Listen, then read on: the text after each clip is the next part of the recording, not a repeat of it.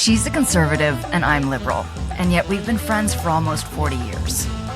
Everyone says you shouldn't discuss politics, religion, or money, and we say that's exactly what friends should be talking about. Join us as we tackle the conversations you're having in your head, but are too scared to say out loud. Hello, Jolene. Hello! Nicole and I are talking about menopause today. Yes, menopause and perimenopause and all the menopausal things. And please, if you're a man, this is absolutely for you. Actually, Absolutely. I think for a couple of reasons. Number one, my friends that were here and their husbands gave us their 2 cents worth as well, because they're like, okay, this is how your menopause affects me. Mm-hmm. And so for any man who has a woman in their life, it could be your sister or your mother or a woman that you work with. Or your daughter. Or your daughter. Mm-hmm. Or if you just know a woman, maybe she's your neighbor and you could talk to her about menopause. I'm teasing. And also men go through hormonal changes too, so. Exactly. And how let's talk about the differences between those things. So not so much on the political spectrum, but really just about something that we've got to talk about. To bring politics in for a second. So, Jolene, you sent me this incredibly amazing YouTube video. It was a meeting on July 17th, the new FDA with a panel of experts, menopausal experts. It's a 2-hour video. We will put it in the show notes. I've watched it almost 2 times. It was so inspiring. It was so thrilling. I was like, oh my God, we're going to be okay, and our daughters and our nieces are really going to be okay. And I'm bringing it up in a political way because I am going to give your party a shout out. Because this guy, Dr. Marty McCary, is the new head of the FDA. He was sworn in March.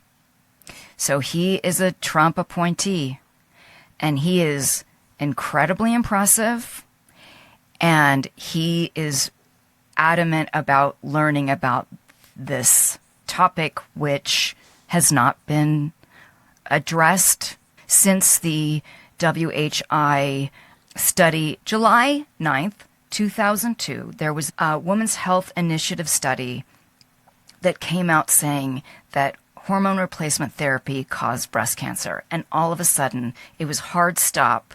People started throwing their drugs away. They stopped the education of menopause and hormone replacement, and it just sort of, like, as one of the panelists said, the day the music died. Yeah. Right? I also want to give a quick shout out. The assistant deputy, Dr. Sarah Brenner, do you know where she went to medical school? Did she go to University of Iowa? Yes, she did. She's a Hawkeye. I did not know that. I know. Oh, that's awesome. It is awesome. Good. I mean, they're both like wildly educated. And this panel, did you get a chance to? Yeah.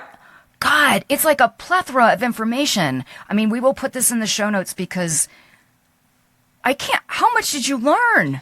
Okay, but you know what was interesting? The format was fantastic because everybody had 5 minutes. That's right. There was no fluff. There was no introductions. It was like, go. You got 5 minutes. And so I loved it. They had an internist. They had a neurologist, cardiologist. I mean, you name it.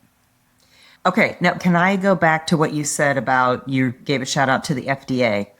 I will say, and this is one of the things that we both follow, Dr. Mary Claire Haber. One of the things that she talked about in her Instagram post was, let's not make this political. Yes, it happened now under the Trump administration, but this is stuff that has been in the works for years by these people who have been working since 2002 to really get the facts out there. So the fact that it came to fruition right now is fantastic.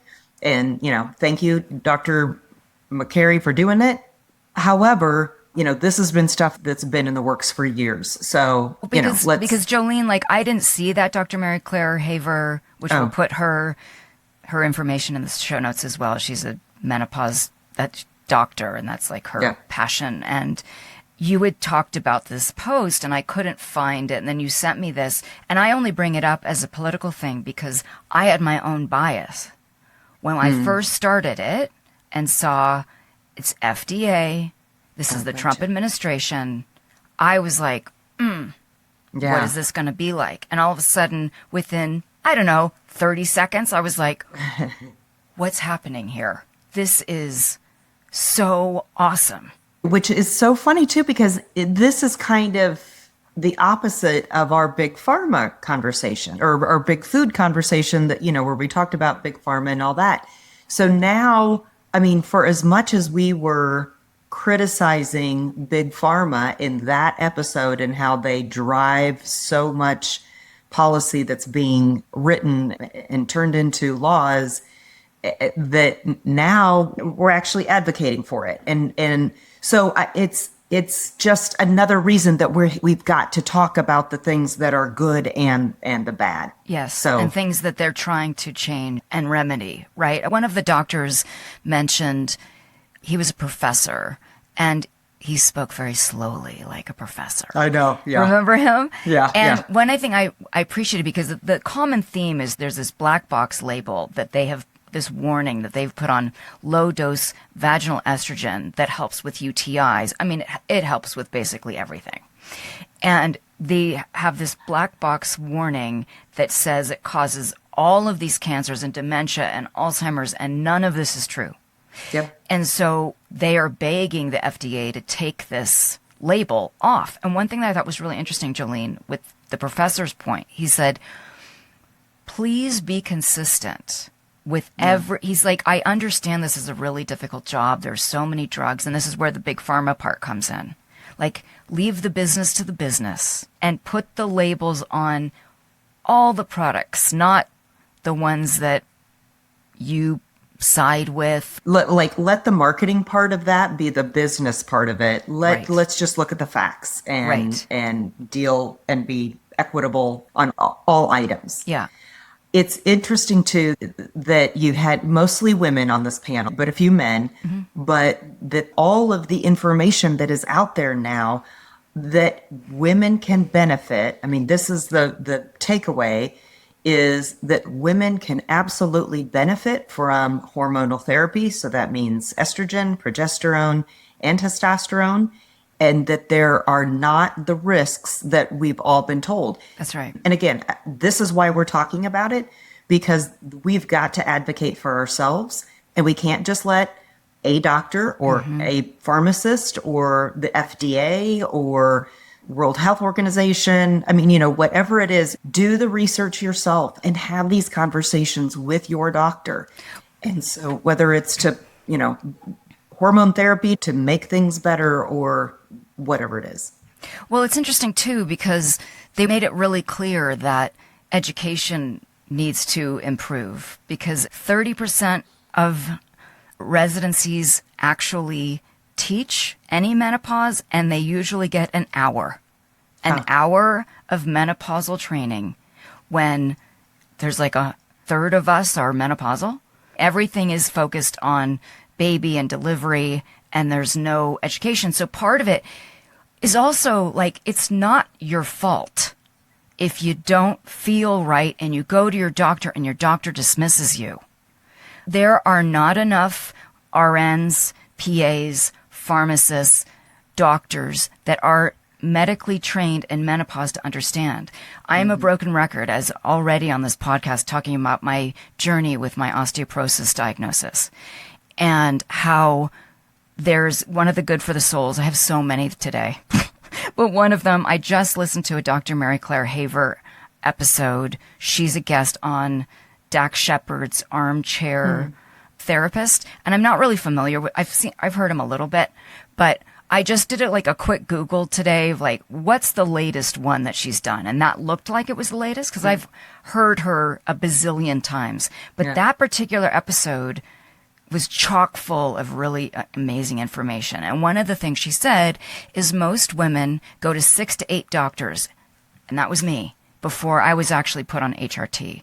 And I think back that I started like, I had really itchy skin and eczema on my eyes. And I would go to my dermatologist. Oh, take a steroid.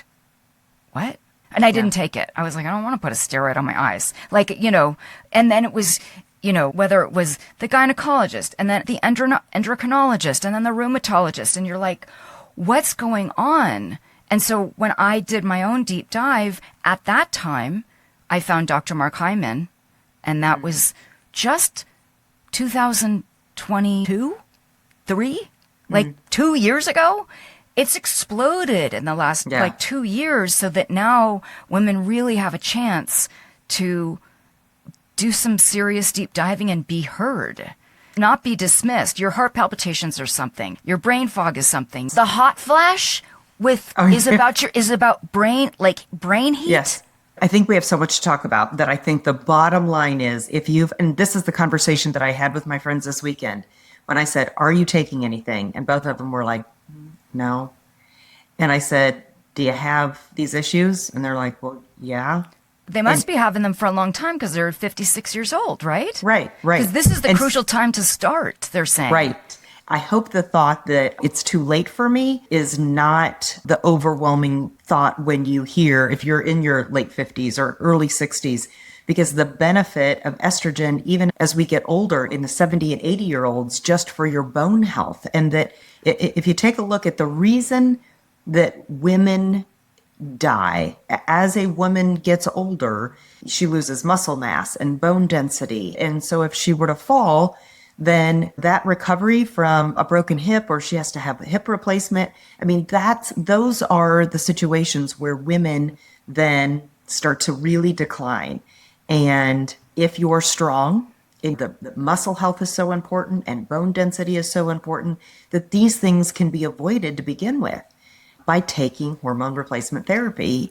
They're sort of right now in the sweet spot because they kept saying that it's really important between 50 and 59 to start using it. And one of the reasons that 2002 study isn't valid, first of all, they use different hormones, number one, and not all hormones are the same, as Dr. Barbara Levy said in this talk, that they were looking at cardiac health, and the youngest person was 63. When you start within 10 years of your menopausal beginnings, that's the most benefit. And also, I definitely want to talk about testosterone. I take it. Use a compound pharmacist, and the stigma around it, that there is not one FDA approved testosterone for women.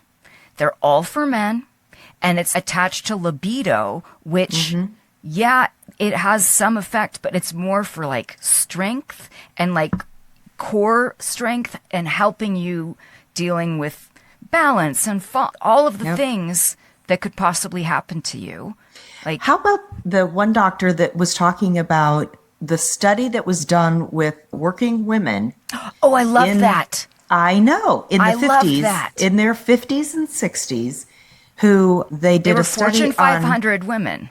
Yep. And how they benefited, like the before any hormone replacement therapies, how many hot flashes did they have that challenged the way that they could communicate with the people that they work with, and losing their cool, having a temper tantrum.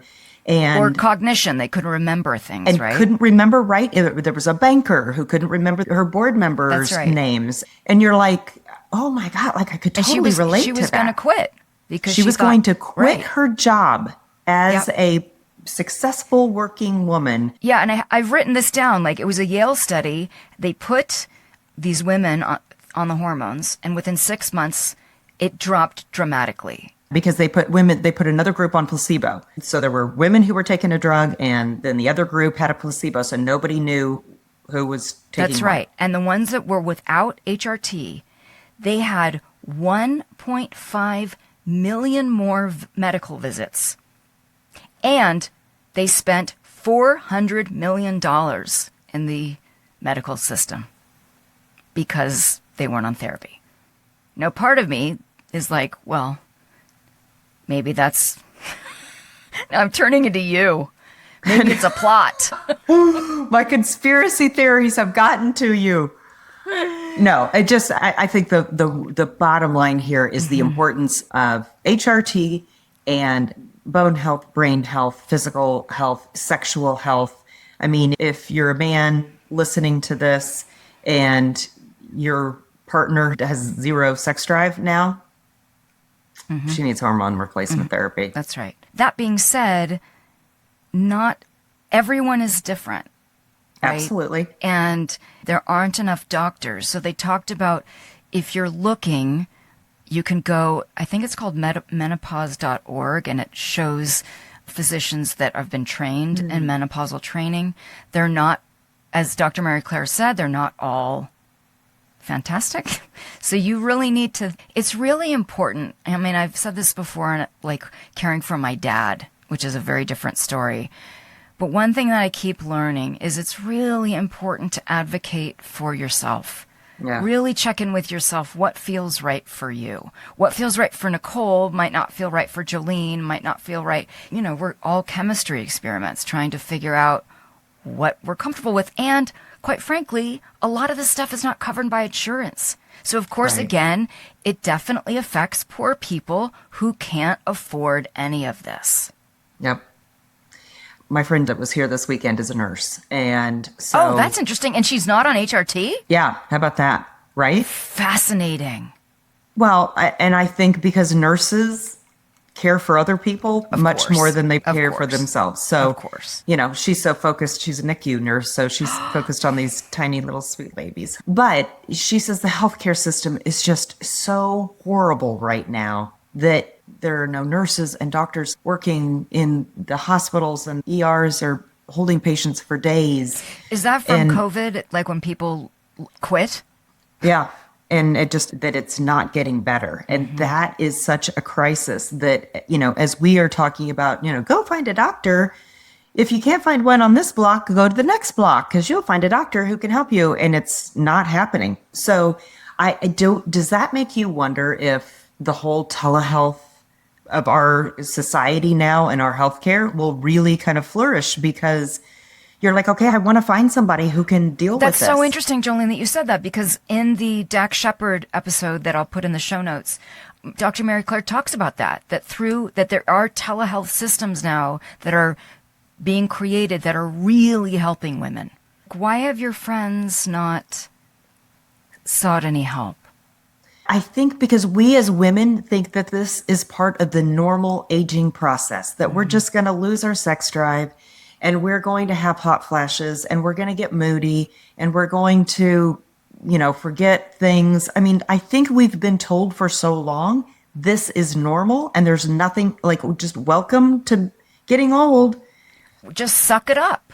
So where Dr. Mary Claire, in her millions of interviews that I have listened to, in her residency, there's this thing called, it's another WW, another whiny woman. Wow. Whiny woman syndrome. And then she was explaining in this Dax Shepard one that it's regional, like the West Coast calls it something else and the East Coast calls it something else, and like Miami calls it like Madame Dolores, which is like someone that's in a lot of pain or something like that. And this woman is like, I want to have sex. I'm in so much pain. I don't know what to do. And she's like, 1 minute, please. And she goes down the hall to her attending and she's like, what do I do? And he's like, just tell her to drink a glass of wine. Oh, where wow. That's sort of like, you know what, ladies, get over it. And one of the reasons is just there's no education. Women have not been studied enough. Like, she was even explaining that female rats are not studied. They study everything. It's male rats. Male rats. Oh my gosh. So of course we're here. Right. Like, we haven't been, I mean, you and I have been able to talk about it in the last 6 months, but I don't think we really, I mean, I don't know that we've really been in tuned with, like, this is okay to talk about. And oh my gosh, you're having the same things that I've experienced. This isn't just a me issue. It's everybody is experiencing this. And so I think by talking about it, now we're finally, you know, shedding some light on it and going, no, go get help. You deserve better. Absolutely. You deserve to be healthy. You deserve to have, I mean, didn't he talk about also, one of the panelists had talked about, you know, 50,000 women have died. Yes. In just the last 4 years. Yes. Unnecessarily, because they didn't have HRT. And it was a right. study that they did with, you know, had these women had some type of hormone replacement therapy, that they would have not developed the heart disease or the cardiovascular disease or the, and I Or don't know what all the parameters the were. ALS, the dementia, the Alzheimer's. I mean, there's all that long-term help, but then there's short-term help. The cognition, the memory, hot flashes, all of it, night sweats. So I think for so many of us, we've always thought that, oh, we just have to endure it, that it's just a little discomfort. But now there's substantial evidence that no, it is related to Alzheimer's and heart disease and bone health. I mean, things that are truly important, not just, oh, I don't want to have sex anymore, you know? Right. Or I can't deal with a hot flash. It's serious. So I do remember when I preparing for this, I was thinking about just my own experience with it and remembering I love my gynecologist. Shout out to Dr. Adrienne Simone in New York City. She's the best. She was like, fairly early on, like, are you having pain when you're having sex? And I was like, no. And are you dry? And I'm like, I don't know. And she's like, do you want to go on HRT? And this was years ago. And I said, no, because that study hadn't been debunked yet. And in one of my many rent jobs as a poor actor, I worked at a gynecologist's office in the 90s on the Upper East Side with these male doctors who loved giving hysterectomies. No joke. It was a whole thing. So that was my memory of like, I'd get these old women calling, crying about the hormones they were on. So I had this whole other experience where I was like, I don't want that for myself. I had my own bone stuff that she was like, something's going on, Nicole. And I shout out to her because she was like, let's take a look at this. And so originally I started the HRT because of osteoporosis. It doesn't matter that for 5 years I've been night sweating and hot flashes and heart palpitations. I didn't know that either. And it would always happen in the subway. Like I would be like, am I having a heart attack? Like I didn't understand what was going on. But then it was like, you got this, Nicole. Like you're fine. Yeah, right. Instead of like, wait a second. And even when I would say, hey, I think this is happening, no one had an answer. Yeah. What was your experience, Jolene? Yes, I loved my doctor in New Orleans, Dr. Amy Grace. And she's so blunt and just like no nonsense. And let's get it, girl, get in here. Let's figure it out. And was like, here's what we're going to do. And I remember when she first wanted to put me on hormones, I remember going, oh, aren't there some side effects that causes cancer? And she goes, nope. That study was not randomized. And she went through all of and this was 6 or 7 years ago. She went through the study and why it wasn't. You've been on it a while. Yeah. Then when we moved to Arkansas, and I said, I just kind of want to give my body a break. I'm not so sure if I want to be on hormones forever. And I wonder if I should just wean myself off. And so I went off of them for about 3 months and then absolutely went crazy. Like I'm like, nope, having hot flashes again. Like the memory thing, the mood swings. Jeff would say, what do you want for dinner? And I'm like, what a stupid question. I mean, just totally attacking him. And I'm like, God, I was so mean to him last night. Why was I like that? And so I finally, when I went then to male doctors in Fayetteville, and he goes, there's absolutely no reason for you to go off of those. Yeah. And I said, shouldn't you be on them for just a short amount of time? And he goes, we are not going to take you out until at least 60, and then we'll talk about it. And he said, I'm telling you, there's so much data now around it. So, thank goodness. Well, and also, Jolene, just for, I don't know if you remember hearing this in the panel discussion, that women that go on HRT are 25 to 50%, there's a reduction in cardiac disease. And that when you stop, that there's a 25% increase in a heart attack. Wow. Okay, can I take this a step further? Please, take it.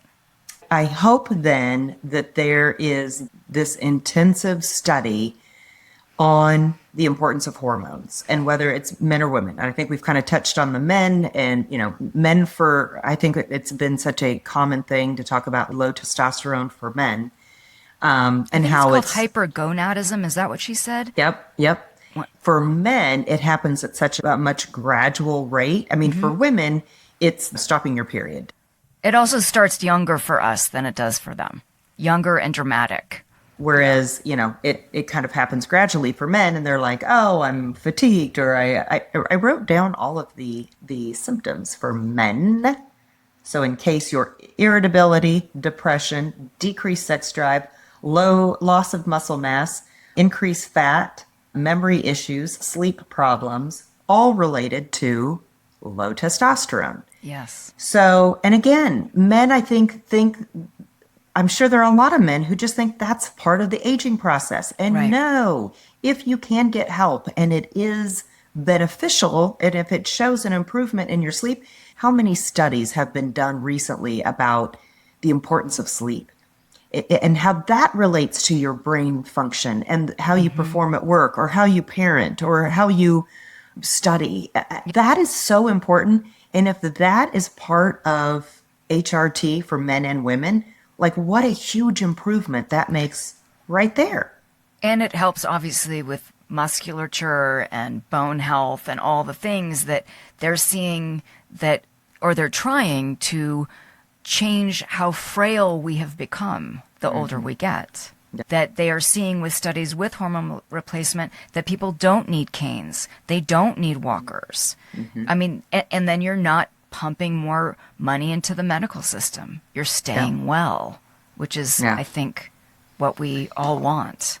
Okay. So as we then talk about the importance of hormones for both men and women, I hope this also helps us shed some light on puberty and when kids are going through puberty, how their brains are just, they're these little beings that are trying to figure out the world. And then you throw in, what the same issues that we're having in menopause and can handle it as adults. Think of how that's affecting our kids as they go through puberty and they're trying to, their brain functioning and sleeping and. I mean, kids aren't getting enough sleep. Right? Right. Are we at a crossroads when kids go through puberty of being accepted or going down a path of, God, I have anxiety and I'm not accepted and I look weird and I feel weird and everybody thinks I'm weird and I'm going to color my hair blue and all the things. And I just think we're so hard on these kids and they're really just trying to figure it out because they're hormonal. I mean, yes. Yes, and I think we're as a society, we're really good at dismissing each other. We're really good at not addressing someone's pain. And one of the things in terms of the menopause discussion, Dr. Mary Claire was talking about how women 45 to 55 have the highest suicide rates because their hormones are out of balance, right? They don't feel good in their bodies. We have a society where we're anti-age, that we don't honor getting older. We don't honor the wisdom that comes with that. It's all about preserving a time that, like we started to talk about it in last week's episode, where you were like, I've never felt better. And I said, like, I haven't either. I've never been stronger. I've never been more fit. Does it look like it? No. But I know that it's true. Do I struggle with that? Do I look at myself in the mirror sometimes and I'm like, what the fuck? Like, who's this body? What happened? All I'm doing is trying to take care of myself. And why can't I just honor and love myself?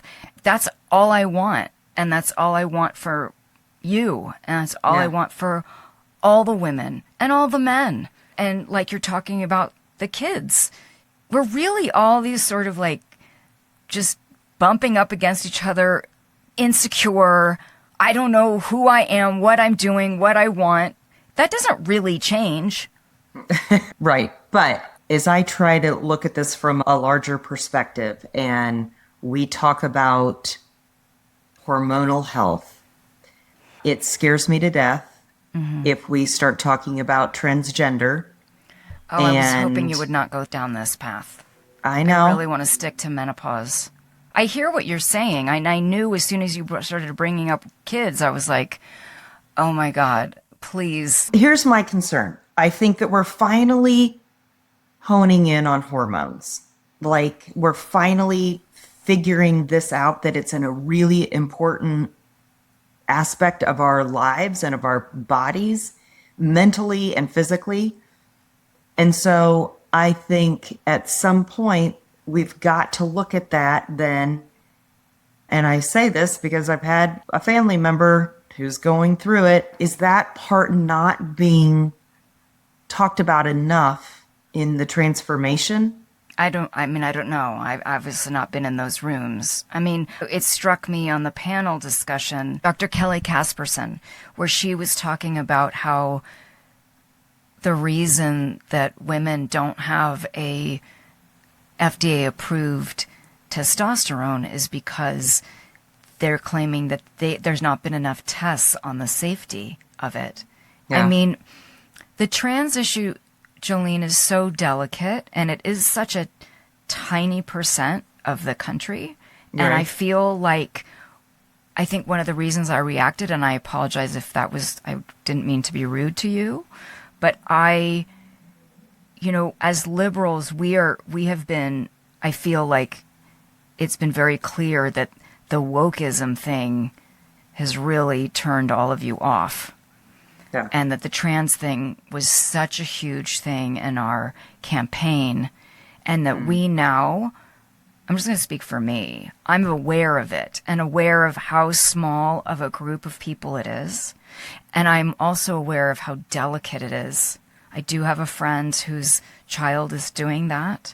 I have another friend whose child was going to and then didn't. Like, it's such a delicate... Yep. I know we all went through puberty and how confusing it is, and yeah. I couldn't even imagine what it's like to feel like I'm in the wrong body. I don't know what it's like. Right. And so I really understand why you brought this up, because it makes sense. Because we're talking about hormones and how they fluctuate, and they fluctuate the most during puberty and during menopause. Yes. Right? Yep. I get the correlation. I did not mean to shut you down. I just was worried that I would get on my soapbox and try to take this and hijack it into a trans conversation. Well, not just that, but also, like, I feel really passionate about women being heard. Let's stay here and give women information that these symptoms that you're having, you can do something about it. There are resources for you and for your husband's brothers. If anyone loves a woman as a friend, as a lover, as a mother, as a sister, you can help this human being. And not to discount men's issues, but you guys already have FDA-approved medicines that we don't. And so some people aren't comfortable taking something that isn't FDA-approved. I go to a compound pharmacist. It's all very safe. But to figure out how to take care of myself. So can I just go back and say the only reason that I wanted to bring it up is I would agree with you that it is a small population that we're talking about, but it's becoming more and more prevalent. And just from the conversations that I've had with my family member who is transitioning, the long-term effects is not something that they were initially was part of the conversation. Yeah. And it concerns me from, as you said, if it's a child who's making that choice, I think they're going through. I want to make the point that puberty is so hard that, not even talking about it from a trans point of view, just you're talking puberty. About hormonally.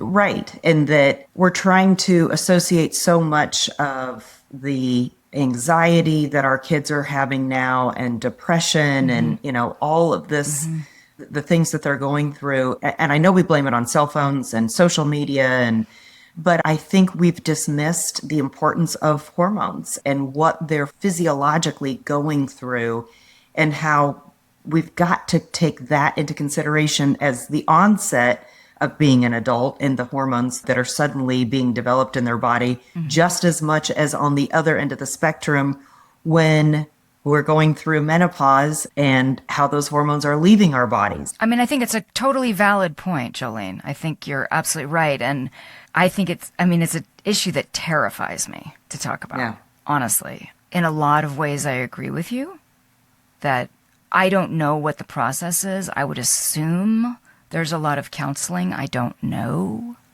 Maybe in some ways, maybe sometimes there is and isn't. I don't know.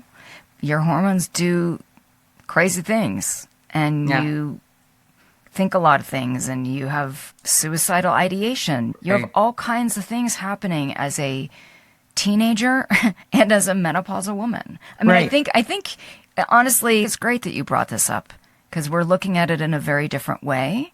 Yeah. I think I reacted because I'm like, oh God.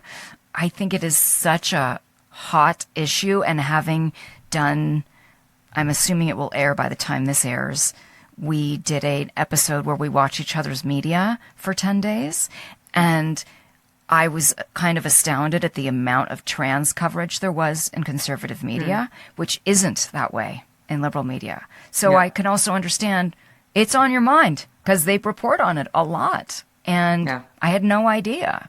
I will just say this. I hope if a child is thinking about this, that they take into consideration what these hormones are, and maybe, I mean, I don't know enough about it. Yeah. Do you? No, not at all. I mean, just from the conversations that I've had, if you've transitioned from a woman into a man, but you've kept your uterus and your ovaries, you still have those hormones. Yeah. So then you're going to go through menopause. And what does that look like for you? And even though you've had this additional testosterone, that doesn't mean that it is completely wiped out your estrogen and progesterone. And if it has, is that healthy? Yeah. Then are you at risk for the brain health, the bone health, the outbursts, all the things? I mean, I don't know if they've done any studies in that because it seems like new science is what I'm guessing. They haven't done enough studies on biologically born women in general, so I don't know. Yeah. So I think this goes back to, I'm so glad that we are having the conversation, that we're getting it out there, that it's okay to talk about, that, I mean, it is as important as, cholesterol was to talk about heart health. That was interesting. There was something on the panel about how the decrease in cardiac issues with HRT was higher than taking a statin. Oh, right. Some of these people are on statin. I'm thinking about one friend in particular that years ago she went on a statin. I'm thinking, really? Yeah. And thinking, I wonder, did she check her hormones? Right. Or sleeping pills. How many of my friends are on sleeping pills? Oh, progesterone's the way to go. Right. Women. Had they just been on progesterone, maybe they would not, and having the brain fog the next day because you wake up groggy and so. Do you find, like when you said that your girlfriends, you hadn't really talked about it, in terms of your conservative friends or conservative network, is it sort of a taboo issue? I know, because part of it is like, my friends are actors and yoga teachers, and like we talk about all this shit all the time. So there was never, it was like, oh my God, a hot flash. Oh my God. We didn't necessarily know what to do about it, but we would talk about it. I think we've talked about these things when you're close girlfriend. Although I will say with my two friends, one's liberal and one was conservative that was here this weekend. So, I mean, I can't really. So I don't think that has a political slant. I think it's, how close are you to your girlfriends that you can have open, honest conversations and talk about things that are intimate or embarrassing or whatever. So, I mean, I think that's one thing that's positive about social media in terms of this subject is because now there's so much information and people can be like, well, I follow Dr. Mary Claire or I follow Dr. Vonda Wright. I mean, the surgeon just personally with the bone health, I loved her and how much she said, please take the label off. This helps your bones. I don't want to keep putting metal in people's bodies. So the overriding thing on this panel, which again, we'll put the video in the show notes, was that they all were like, please take the black box warning off. And so today, this talk happened July 17th. So I Googled, I was like, so are they going to do something? Yeah. And at this point, like the AI summary was like, it is clear this is what everybody wants. And there was just a ton of articles saying that all the experts are saying take it off. So I'm sure bureaucracy, it's going to take some time, but I'm really curious. I'm just hoping that they listened. Yeah.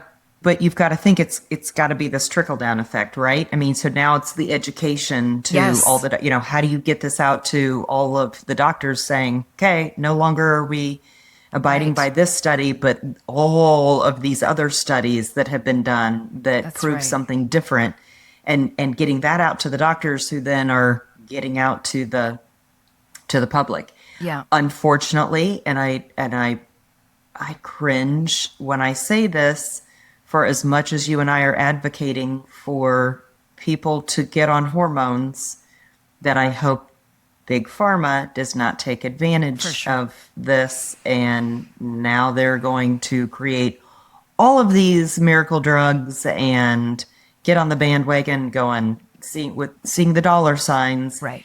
And going, Well, we're let's already go, seeing let's go it. get it.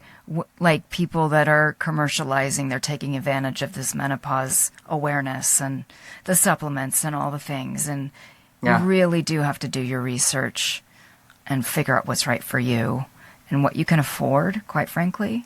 And don't get sucked into it's hard not to, but Is that part of the conversation too, that then the insurance companies have got to get on board and say, this should be covered. This should be, just as birth control is covered.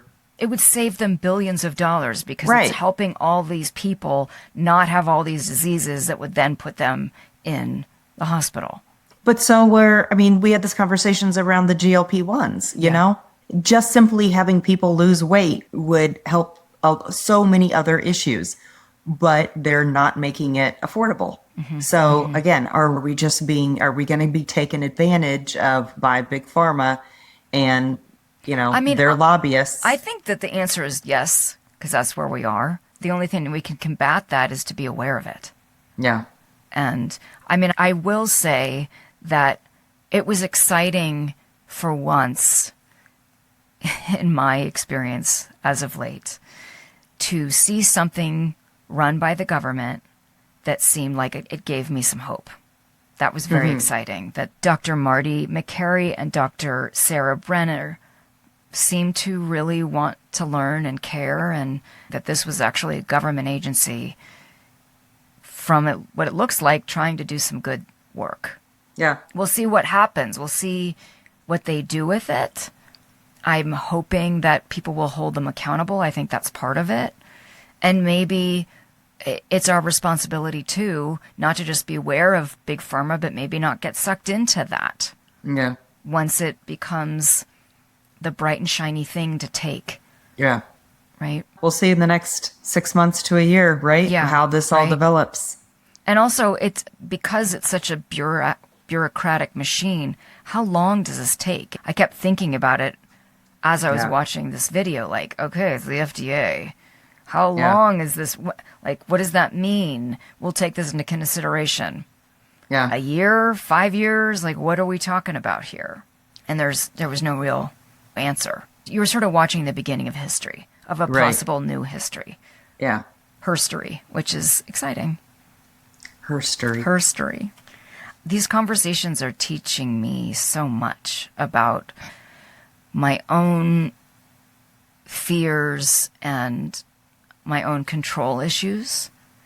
And you just teach me every day how to listen better. And I really appreciate it. That's sweet of you, but I think it's just important that you and I have a relationship where you feel comfortable to say things to me and go, wait, I don't want to go there, but we can talk through it. And you're like, okay. And I can honor that. Yeah. But you had valid points too. There are things that I'm I do understand. And it's important that you say that. It's important that you said what you needed to say and that I don't cut you off. And that I don't immediately, get my back up and say, we can't do this right now. Because yes, we can. Yes, we can. It can all be part of the conversation. I have a lot of good for the souls that I just want to throw out there to everybody. Okay. They're menopause related. Oh, excellent. So Good. it's more like resources, things that we might have covered, didn't cover. I will put this all in the show notes. We will put the FDA expert panel on menopause in the show notes. Thank you, Jolene, for finding it. And all of those doctors, you can't follow all of them on Instagram, but they have websites, and you can, I think, reach out to most of them. Dr. Mary Claire Haber, she's obviously on Instagram. I will put in the show notes the recent episode of Dax Shepard, Armchair Expert. Interestingly, with that, side note, it's another one of those 2.5 hour things. Why are they making these long damn podcasts? I don't have time to listen to that long. But I know, but hear me out here. That interview ends about hour 1. And I was like, what is this? And I started listening. I was like, oh my God, there's another hour? What? And I listened to a little bit more, and he was talking about the things that scares him the most is that we're not listening to each other. Oh, wow. And that we're so divided. He had a dinner party with a lawyer that has argued at the Supreme Court, the most wins at the Supreme Court. And I think he's a conservative, that he was with 3 liberals, and he was talking to this lawyer, and they were sort of attacking him. And then he went, wait, this is an opportunity to speak to one of the smartest people on the planet that is different than me. I'm just going to say, Dax Shepard, please listen to our podcast because we'll make you feel better. How's that? Mel Robbins had Dr. Mary Claire on. I'll put that on. Diary of a CEO. He had her on. I'll put that on. So you can get as much of that as possible. She's not repeating all the time. And then this is a separate shout out. One of Josh's colleagues, his wife was a lawyer, and she just edited her first book. And I'll put that in the show notes. It's called Midlife Private Parts, Revealing Essays That Will Change the Way You Think About Age. She edited it. Her name's Dina Aronson. She edited it with another Dina named Dina Alvarez. And it's a book of essays, 27 essays about women in midlife. I got to go to the launch party in New York, which was really fun. And she had some of the authors up there, and they were funny and sad and moving and all the things that we all go through. And I totally recommend the book, and I'll put it in the show notes to give her a shout out. Do you have any resources or anything you want to?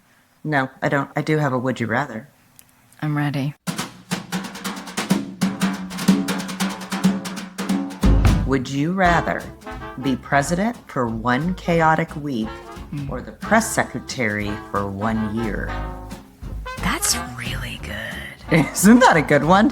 President for 1 chaotic week or press secretary for 1 year. Is the press secretary that little Caroline girl? Do I get to pick who my president is, or do I have to be President Trump's president, or President Trump's press secretary? You have to step in tomorrow. And be President Trump's. You could either be Trump's press secretary for 1 year, or you could take over for Trump for 1 week. Oh, baby. This is an opportunity. We've got to talk opportunity. Either way. No, to walk the walk. I'm going to be in there for a year with that man. And I am going to be the press secretary, and we're going to figure this shit out, y'all. I'm going to communicate for the people, and we're going to figure this out. Well, I'm going to listen, I'm going to learn, and I'm going to use my own brain. Oh, gosh, that would be so great. 1 chaotic week. I mean, there's no win there. I know, but think of all the things you could get done.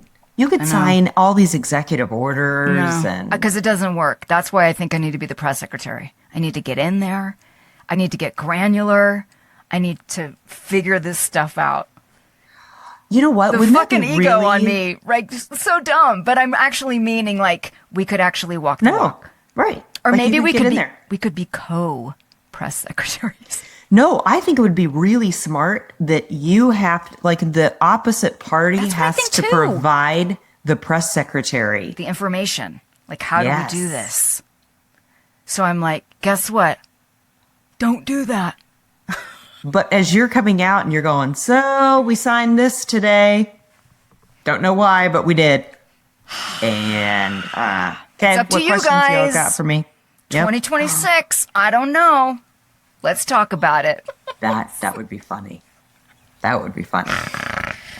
Yeah. One. Would you rather hear a comforting lie or an uncomfortable truth? Okay, no, for me, I would rather hear the uncomfortable truth because number one, I'm not easily offended. But number two, I kind of assume that everyone is lying anyway. So, I mean, that is okay. Here's what I mean by that. I'm if sorry. someone says, hold on. You and I are totally opposite. I assume everyone is telling the truth. That's part I of the know problem. that is so true. That is so true. Oh my gosh. How do you walk through the world? Everybody's lying. Everybody's lying. Everybody's lying. Here's what I mean. I think people tell you what they want you to hear, or they tell you what they want you to think. But I think that deep down, they don't truly believe it. Or they're saying something to get a rise out of you or to see what your reaction is. Even to the point where my friend said very nice things to me this weekend. And I'm like, yeah, but I know you're going to leave and go, yeah, all those things are true, except I didn't think her breakfast was very good. You know what? I didn't think their towels were that fluffy. I mean, like, I naturally think that I think people tell you nice things, but then there's a but in there. Really? Maybe, is that do you think there's a sad thing going on in my head? I do, because I want my friend to be nice to my friend. It seems kind of mean to yourself. I know. And I that know. said, do you think in our conversations that I am just being nice? No, because I think you speak from your heart. Yeah, you're like, oh, she's upset. No, because I think that but again, I don't get offended. So I think that even if I think that everything that you said was true, yeah, I think there's, you may walk away and go, God, Josh, I didn't like the way that she did this. And I think that's okay. But so I naturally assume, I naturally assume that you walk away and that there is something that bothers you. But I can't let that bother me. And so that's why I'm never offended. God, does that really twist it? Okay, so here's a question. Is that how you are? Oh, well, that's what I'm wondering then. Do you get off the sessions with me and you're like, Jeff, oh my God, she didn't let me talk about trans issues or whatever, or she got upset about this or blah, blah, blah. Yes, I will. I will tell him about the conversation, but I think I also look at it as, but I get it. I mean, I understand it, and I don't find it offensive. Yeah. But you just assume that people are thinking ill will. No, I don't think that people are naturally mean or negative. But it's almost like when you get a compliment, maybe it's just when somebody gives you a compliment and you're like, yeah, those pants look really good on you because your ass is fat. I mean, that's exactly the stuff that goes through my head. Because I would take it a step further, my darling, and say you are very uncomfortable being vulnerable. Oh, God, that is so true. Right? I don't know. If someone is That's putting attention absolutely on true. you, it makes you deflect. Let me make a joke. Oh, that's 100%. That is me. Right? And it's because even like I know that I am a lot for you, and I do speak from the heart, and I do tell you how much I love you, and I do and I mean it. I mean it. Yes, I think that's true. And it's hard. Sometimes it's hard to receive it. Yeah. I think we're all kind of that way. We got so deep. We did get so deep. Thank you all for listening and sitting in the discomfort when it was uncomfortable. That's vulnerable and brave too, to listen and to watch. This is tough stuff that we're doing, having these conversations, and we're encouraging you to go on this road with us and to do the same with people that you might not have the same beliefs. We have a Facebook page, everybody. And so we will be posting on our Facebook page as well at We've Got to Talk. And you can subscribe there too. Subscribe on YouTube, subscribe on Instagram, subscribe on Spotify, and subscribe on Apple. We're on all the things. We're on all the things. You can't escape us. You can't escape us. We've got to talk, everybody. We've got to talk. We've got to talk. Girl, I love you. Thank you for doing this. Thank you. And thank you guys. And we'll see you very soon. We've Got to Talk is produced across the world by the wildly talented, creative, and hilarious team at Bambi Media. Our theme song is Jump Jive Swing by Space Train Unlimited. Thank you so much for listening, and join us every week for another episode of We've Got to Talk.